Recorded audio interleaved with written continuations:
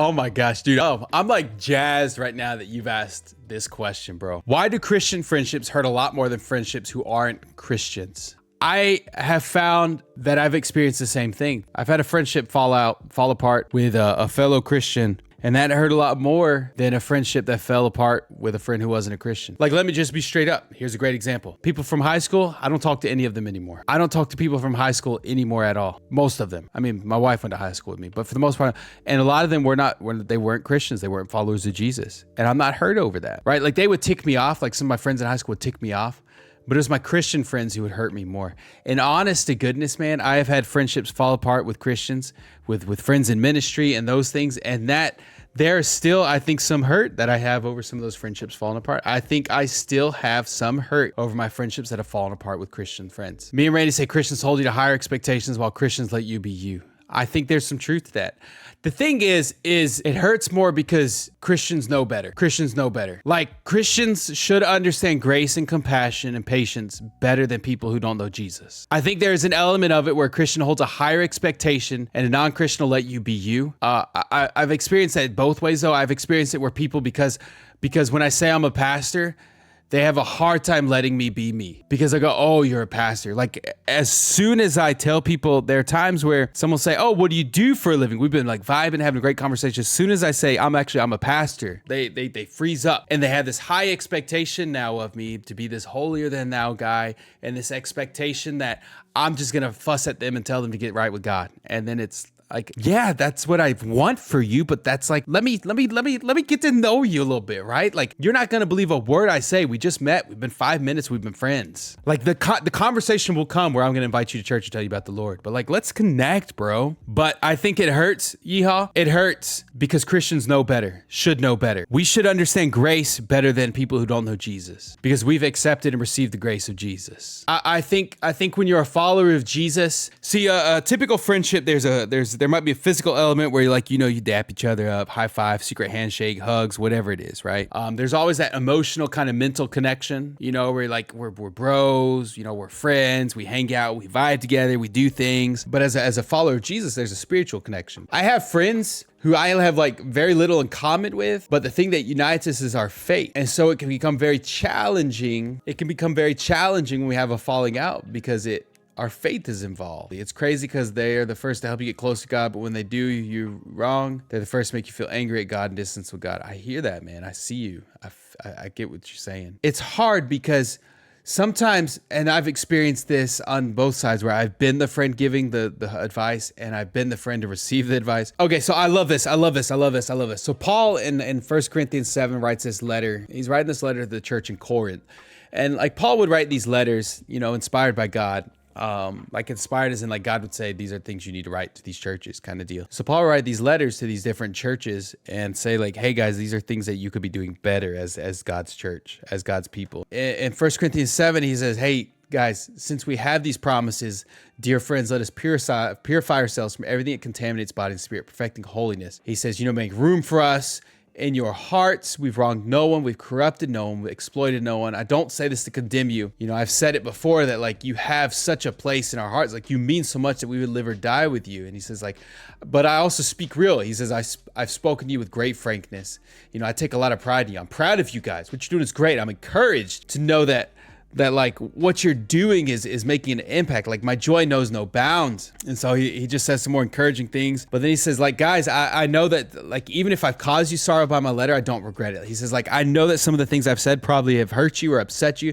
He says, like, I don't regret it. For a minute, I kind of felt bad, but like, the reality is, like, I understand it hurts you, but like, at the same time, I'm happy because the correction that I gave you led to repentance. And so he says, you became sorrowful as God intended, and so you weren't harmed in any way. He says, godly sorrow brings repentance that leads to salvation, and it leaves no regret. And so this whole idea of sometimes I've been the friend I've been the friend probably more often that's received like that letter, that correction, that, hey, bro, you got to get your crap together. You got to, come on, man, you could do better. You're better than this. But I've also been on the other side where, like, I've had to give that correction, that encouragement to someone to do better, to be better, because I know you can do better. I know you can be better. I know I can be better. But I think like the challenge is we don't communicate with grace very well. And so I've had people that love me and care about me try to tell me, hey, you can do better. You can do better. But the way it comes across is you're failing and you're a screw up. And then I've also not communicated well. George says, maybe I'm wrong, but non-Christians respect you for who you are, and Christians will judge you even though they're not supposed to. Like if you mess up, Christian will make you feel like crap saying you're not doing God's work, while a non-Christian will tell you, yeah, you effed up, but how can we fix and move on? Like I said, I could be wrong. I think that does happen. But at the same time, man, like I've had people where as soon as I say I'm a pastor, I'm a Christian, they freeze up. It's hard, man. I'm trying not to speak out of a place of hurt here. We've got to be willing to say, look, I'm sorry I messed up. I'm sorry. My intention was not to hurt you. My intention was help you to grow.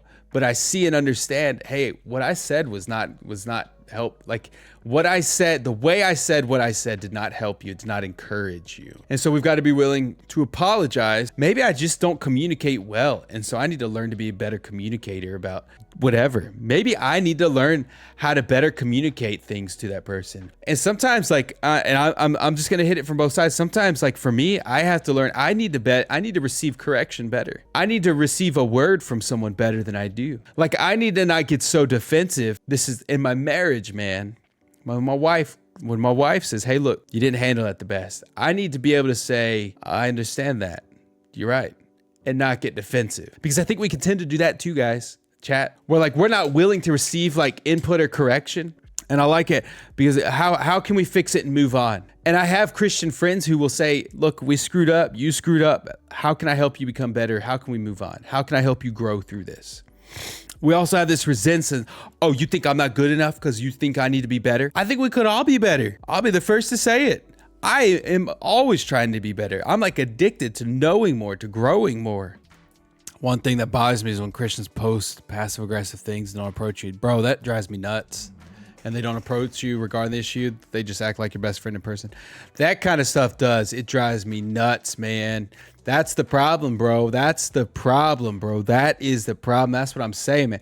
Bro, the first thing we talked about tonight, like that's really what it was. Just say the thing. People mask and hide behind social media and they'll post the passive aggressive thing instead of just confronting the issue. And like sometimes they're posting that and it's specifically about me. And sometimes you might, like for me, I'm insecure. So sometimes I see some of that stuff and I'm just like, they must be posted about me. And it's like people who eat chicken are weird, like sometimes it's my own insecurity, but sometimes I know there are times where I know they are posting this to be passive aggressive about me. And I think that's when we really got to just be willing to approach them. There's a couple ways you can go with it. This is my advice. Approach them about it and just say, hey, I've noticed these posts. Is there anything in particular like you're trying to like call out or address with that? Like I said, because, like I'd say, I see you post this a lot and like, I really kind of get the impression based off of some of the things we kind of interacted, talked about. I really kind of get the impression those things are about me. So I'm just trying to figure out here, are you posting those things? Like, is there something we need to talk about? Because I see you post these things and it really seems like they're about me, but then when we're together, I just don't feel like I'm getting like a real connection here. So that's my bit. That's probably the best piece of advice is to go and like, just ask, like, just be real. Like, hey, I see you post these things. Is there anything particularly trying to approach? Because then it's on them, like to say, nah, dude, honest to good. Like it's going to go a couple different ways. It's going to go one, they're going to say, thanks for actually coming to me. Like, I hear what you're saying. So here's something we need to talk about. Or they'll say, nah, not at all, bro. It's all good. We just chilling, man. It wasn't about you and that. I was about another guy that I know. And they may be full of crap. They may be honest. Or it's just, no, I just thought it was a good quote. Or it's like, no, not at all. Genuinely, it's not about you. It could go a bunch of different ways. I feel like if I do that, they crave that, want to make the point that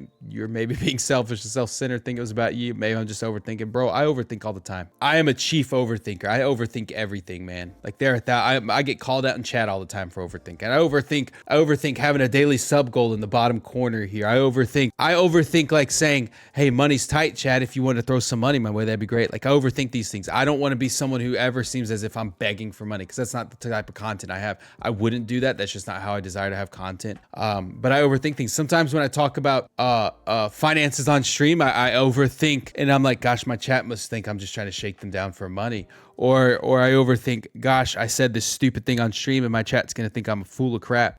Bro, honestly, my advice is this, man. This is something I struggle with. This is advice that just being real, I struggle with personally. I'm trying to grow through it. My wife calls me out on it. God bless her. I love that she will call me out on it because I need that reminder. You can't control the way someone else might react to something. You are only in control of the way you communicate. You can't control the way someone might respond or react. You can't control the way someone might perceive something, but you can control how you communicate. Make it plain. You can't control anyone but yourself. So that's one of the things, like for me, I just been trying to like, just say the thing, just do the thing, because it might upset someone else, but my intention's not that. I've got to be willing to say, hey, look, I'm sorry you're upset. That wasn't my intention.